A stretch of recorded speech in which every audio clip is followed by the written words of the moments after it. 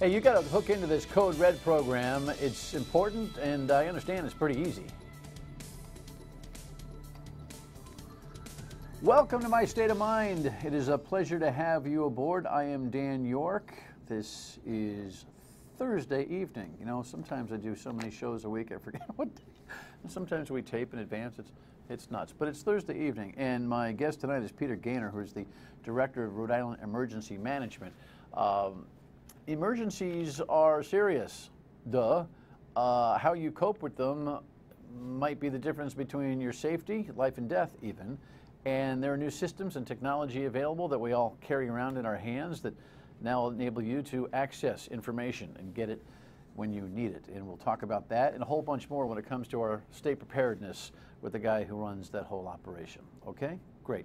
It is a pleasure to have you not only on MyRI TV at 7:30 and 11:30, but remember, we're on Fox Providence now at midnight each weeknight.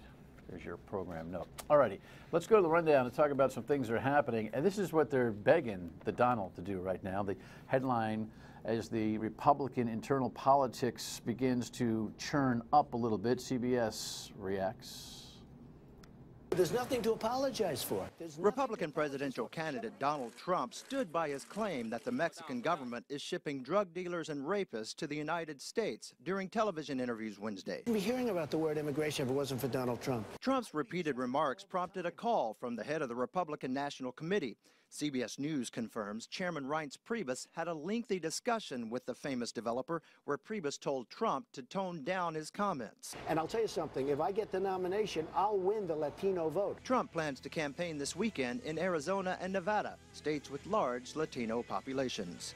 He is so confident, some would say cocky, that he's become a real study. In fact, on the radio today, on WPRO, weekdays noon to 3 on the Dan York Show, I had a gentleman who's a psychologist, kind of nationally renowned, and he wrote a book on narcissism and suggests that Donald Trump is an extreme narcissist. I may edit some of that from the radio program and play some of that for you next week as we talk about the campaign and Donald Trump and his momentum into this news cycle, which has been pretty high profile. In fact, it's got everybody unnerved, including this guy.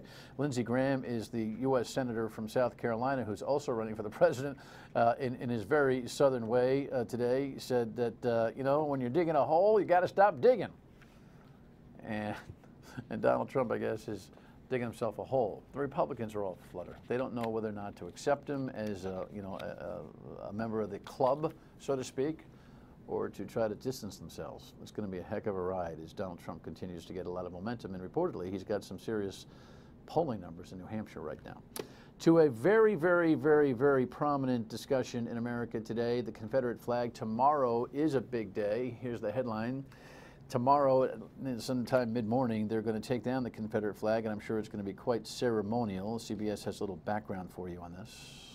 People are stopping by the South Carolina state capitol to get one last look at the Confederate flag. Bill relating to the Confederate flag located. After more than 13 hours of debate, the South Carolina House made history early this morning, approving a bill that will remove the Confederate flag and the pole from Capitol grounds. The governor issued a statement saying, "It's a new day in South Carolina." She said, "A day that truly brings us together as we continue to heal." The flag will be taken down Friday morning. Now remember, the governor wasn't on board with this when she was running, but the winds of change have certainly happened in South Carolina and across the country, sort of.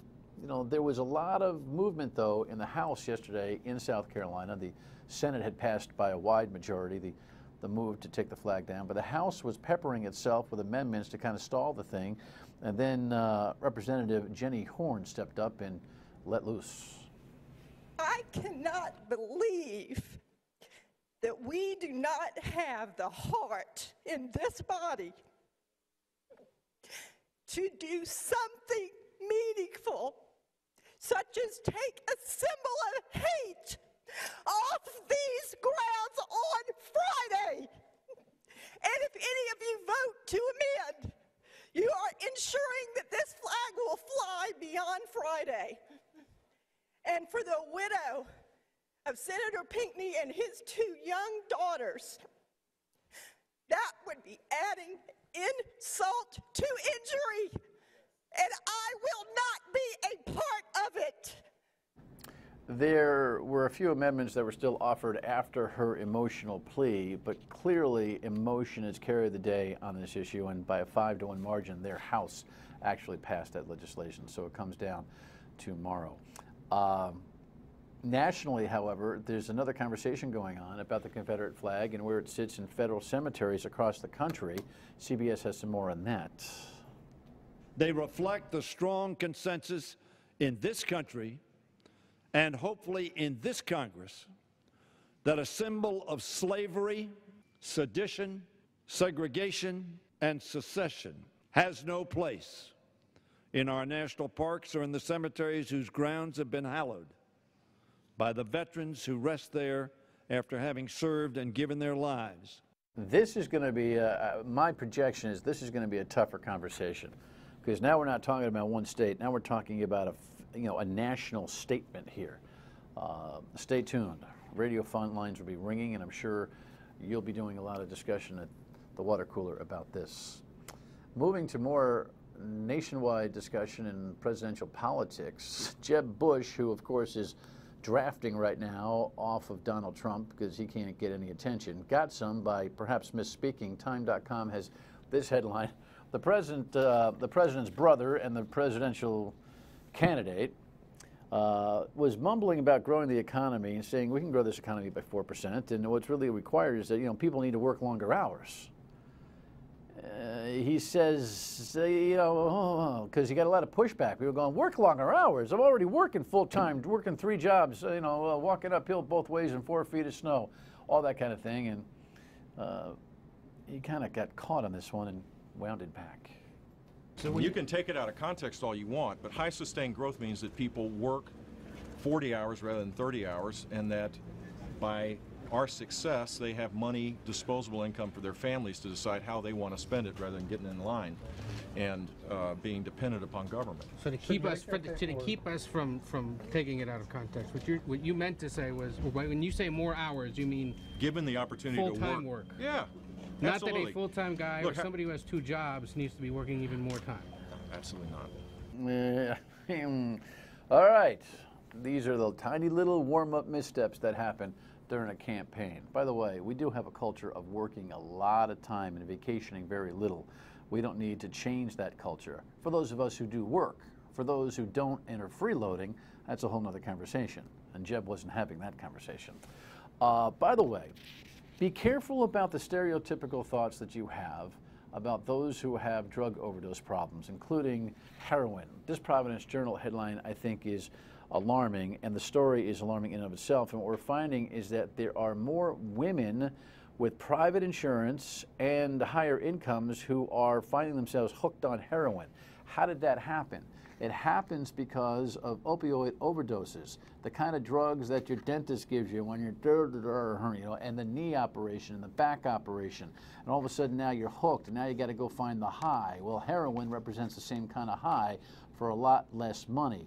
This is a real big problem. We talked about it on Monday a little bit on the show, and then on Monday we recorded our program for tomorrow night, which will be totally dedicated to this issue, and a couple of the guys who are working the street who understand now the market difference where more, so to speak, affluent people are using, responded to my question about it. Are you dealing with the executive who went in for some back spasms and got some medicine, or a knee operation and got some medicine, or a tooth removed and got some medicine, and just started taking them and felt like, well, this is the greatest thing in the world, and then got hooked? Or are you dealing with people who are stealing medicine,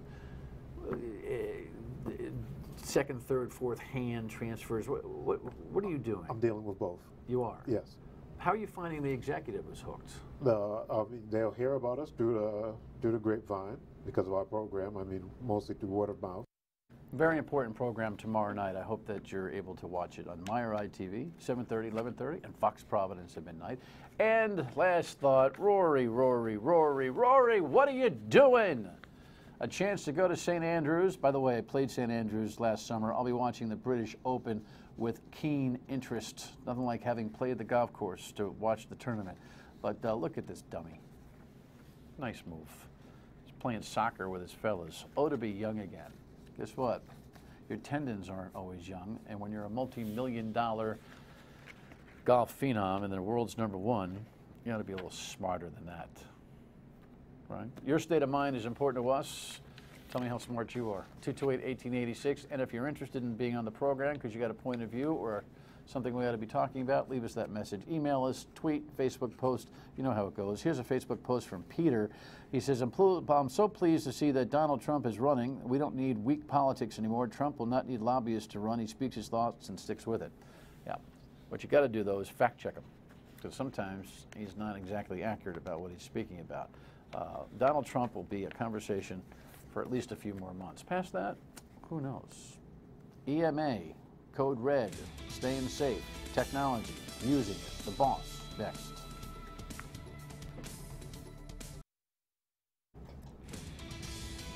You know, I'm so smart about all this stuff. I'm going to tell you to get this stuff on your phone. Guess what? I don't have it on my phone. I might just listen to Peter and program my phone while I'm doing this thing tonight. What do we have here as a lead-in? Ready for anything. Yeah, this is the story. I actually sent this story to my wife and said, you know, honey, we have programmed this, you know, send a text and da-da-da-da. Did I do it? No. And that's the biggest problem, right, Mr. Gaynor, that people don't prepare. Of all the things that I'm responsible to do for the citizens of Rhode Island, getting them to take preparedness seriously is one of the hardest tasks. Pleasure to have you. Welcome. Thank you. Former Providence emergency management guy, now working for the state. Correct. Difference in the jobs? The city job is more hands-on, more grassroots, different kinds of challenges. The state job is bigger, more complicated, a lot more customers. But it's good. It's we've had a great time, and there's lots to do, and I work for a great boss. The governor. The governor. Emergency management encompasses lots. More and more. The latest thing that we've kind of got our hands around is cybersecurity, and cyber I call the universal threat. Touches everything that we do. And things that aren't so obvious. So yes, lots of different hazards, man-made hazards, natural hazards, technological hazards like cyber. So there's a lot of growth in this business. How much intel do you get? We are connected to the Rhode Island State Fusion Center, which is made up mostly of state police troopers, and they have assembled information from all over the country, all over the world. And matter of fact, this month I'm putting one of my employees in the Fusion Center to become part of that whole information sharing effort. You get enough to freak you out? Not lately. We haven't seen anything new, but there's a lot going on. There's a lot of churn. You got to pay attention. I think the thing that really has a lot of people concerned is the cyber threat, because again, everywhere you look, that somebody's trying to do something to you, your network, your And state. even when things just screw up, I mean, look at yesterday's news when you know, United Airlines, the New York Stock Exchange, and the Wall Street Journal all go crashing down because of allegedly, spontaneous and coincidental events. And the first thing we're thinking about is that is this the beginning of? Right, and so a lot of phone calls yesterday to make sure that it was as it was sold. You were on the horn? Oh, I think we're all on the horn, making sure that, and again, you know, things may be coincidence, and they may be truly coincidence, but in this line of work, you have to take it all serious, and again, with all our partners across the street, making sure that it was truly an accident or just a fluke. Cyber, individual terror, weather, you name it, it's all under emergency management. For the most part, and there's some things that we share with our partners like the state police in prevention. So again, it's a team effort. Emergency management is just not about my agency. It's really about every agency in the state working together to overcome a problem and find a solution. And that's kind of my role. Is I'm the coordinator. I'm not in command, but I do coordinate all the agencies to make sure that we have a singular effort should something happen. Right. So tell us about this newspaper article and this new thing that I should be doing, putting on my smartphone. Code Red is a mass notification system that we purchased for the state. And when I say the state, to be used at the state level for departments and to be used by the 39 municipalities. And there are already some Code Red users in the state, about half, that had adopted it on their own. And we have been looking for a rock-solid mass notification system. Technology is on fire, and as soon as historically, as soon as you buy something, the next day it's something new. When you say on their own, I mean towns? Towns. So about half the towns over the past 4 or 5 years, through mostly federal grants, decide to purchase it for their municipality. Okay. And so it's proven itself to be economical and worthwhile, and we wanted to do it for the state. And I get federal grant money from FEMA and DHS to help the state and locals build capacity, capability, and this capability about notification is something that is important to all of us. Acronyms always come out of these guys' mouths. Federal Emergency Management Agency is FEMA, and DHS is the Department of Homeland Security. Homeland Security. Just want to know if you knew Thank that. you. It is acronym heavy. Yeah, very. Business, You guys are all yes, lingoed up, man. You're all talking in code. But so the dough that you got for this is now enabling you to put a statewide program into place? So there's nothing like the power of many to get a great deal. Right. So with Code Red, we agreed on an entire state system. So again, not only the state can send a message, but all our customers, our 39 cities and towns, can send a message on their own to their own unique communities. How do people get it? You can get it. You can go to our website at riema.ri.gov. We have an in-your-face registration. It's one place you can go to register for it. If you already have it in your community and you've already pre-registered, don't worry about it. You're already in the system. We've taken all those individual systems and put them all together. What are you getting? What are you getting with it? What kind of information are you getting? So it's really aimed at short notice events. Tornado, not a lot of time to react. Severe thunderstorm, not a lot of time to react. Now I got the tornado warning last week. So am I already hooked in? So and not to be too complicated, part of the overarching effort from the federal government is to, they demanded a couple years ago that phone manufacturers put this chip in your phone. So you're opted in automatically for the federal, what they call integrated public. So that was a National Weather Service type of advisory Right. that went through the federal to my Verizon phone and bang, right? So now you can get that, but you also can get a unique message from your police chief, fire chief, EMA director about something that affects your local community. In the town. In the town. So I have to register for that in my community or through your now website at the state level. It's all the same. It takes you to one place, Okay. the Code Red registration page. And You it's can going pick to your tell me city. things like what? Well, it asks you your name and all your information, your phone No, numbers. forget the application. Yep. That's easy. But when the end product, I'm going to find out things like what? What's happening? What kind of things will alert me? So weather, and again, is there a traffic? So we allow the locals to do public safety related announcements. So is there a bomb threat? Is there a gas leak? Is there a traffic problem that just sprung up? So they can use it, again, the locals can use it for any kind of public related or public safety related incident in their city and town. So we don't want to micromanage how they use it. We just kind of make sure that they use it for public safety, and again, give them the flexibility to kind of manage their own destiny when it comes to a local emergency. So you got to be nuts not to be hooked into the system. It's seems pretty. to me. It's 60 seconds. You can get on, and you should do it for yourself. And Really? you really should do it for your family. How long's the break, Laura? 1 minute. 1 minute? See if I can get on in the break. If it's really 60 seconds. Let's try it. All right. We'll come back. I'll try to get on, and we'll talk some more. Stay with us. I got to tell you, there's a lot of things we were talking. I'll do it after the show. You should do it. It only takes a minute or two. Again, the do it is to opt in to your local community's Code Red application. You can get an app right on your phone and/or go to the website, either your town's website, which you ought to be able to find, or the REMA website, which is riema.org. .ri.gov. Yeah, look it up. Do we have that? Do we have it posted? We didn't write that down? What the heck kind of show are we running here?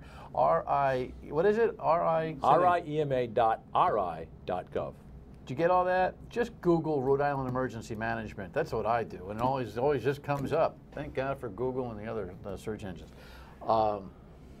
When that tornado threat occurred last week, I got it, and I don't think I overreacted, but I called a family member who I knew was out and about in an open field for a while and said, FYI, she had already gotten it. I think it's phenomenal. I mean, the technology can be a pain in the neck, and in this case, the technology is awesome. So the federal information, anybody's got a phone now, you're getting. So the real power in not just Code Red, but in the whole new way we notify the population in the state and across the country is what's called the Integrated Public Alert and Warning System, IPAWS.